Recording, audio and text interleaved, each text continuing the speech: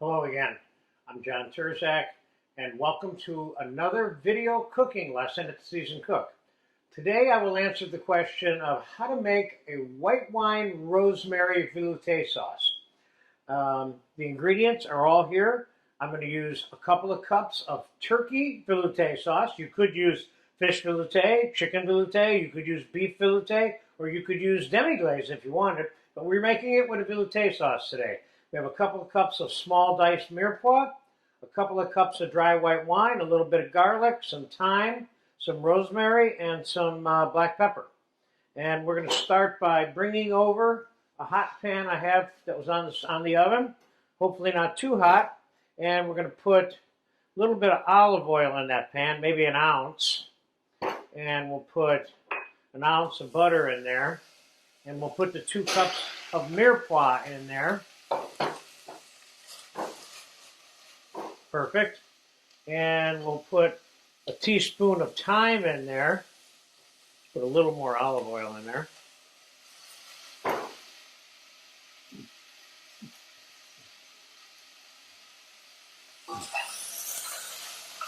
Perfect. Now, let's put a teaspoon of black pepper in there.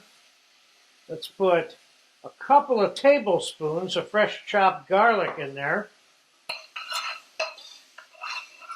And let's put the rosemary in there.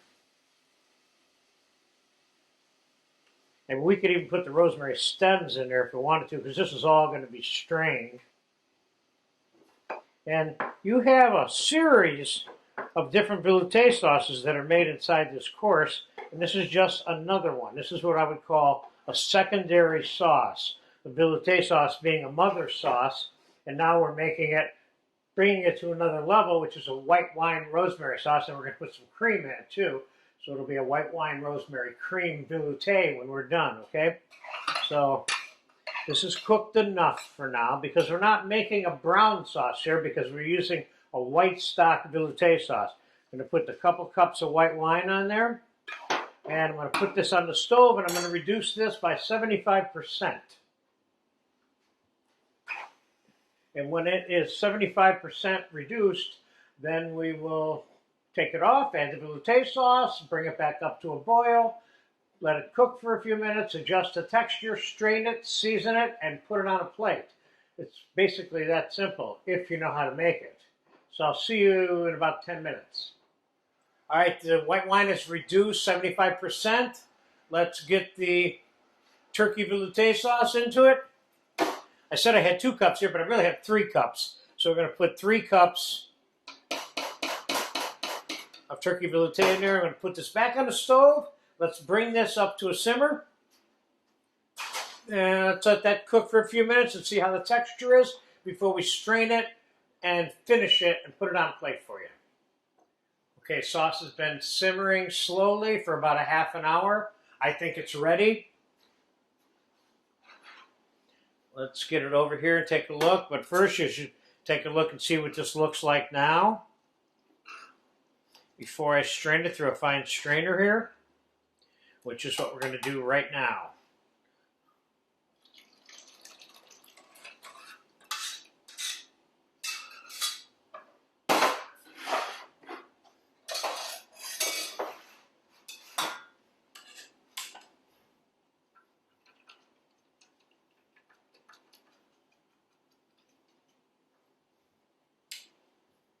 Have mirepoix, garlic, rosemary and white wine is certainly added the necessary flavors to bring this sauce to another level away from being a plain turkey veloute.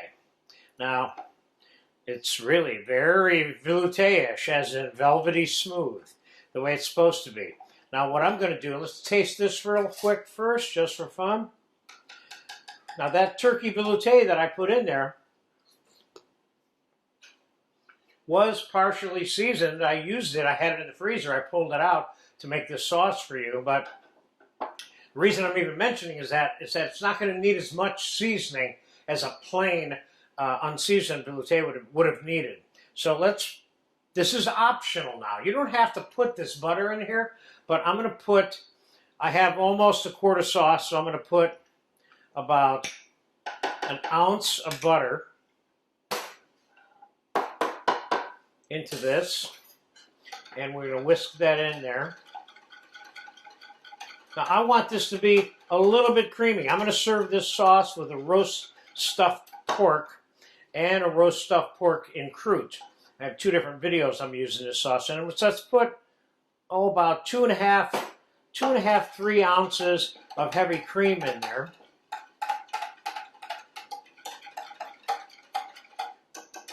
Now let's give that a taste.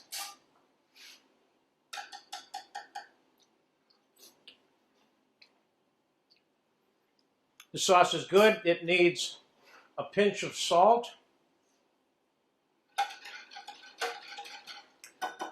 And now we're going to put some of it on the plate.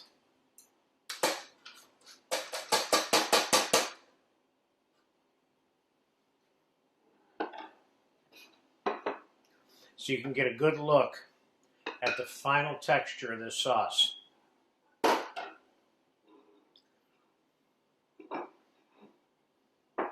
Sits on the plate evenly, not too thick, not too thin. It will stick to the food that you serve it with. So there you have it. I hope I'd answered the question of how to make a white wine rosemary veloute sauce with a little cream out of turkey veloute. And again, I will remind you, any veloute sauce you can use this formula for to make this type of flavor.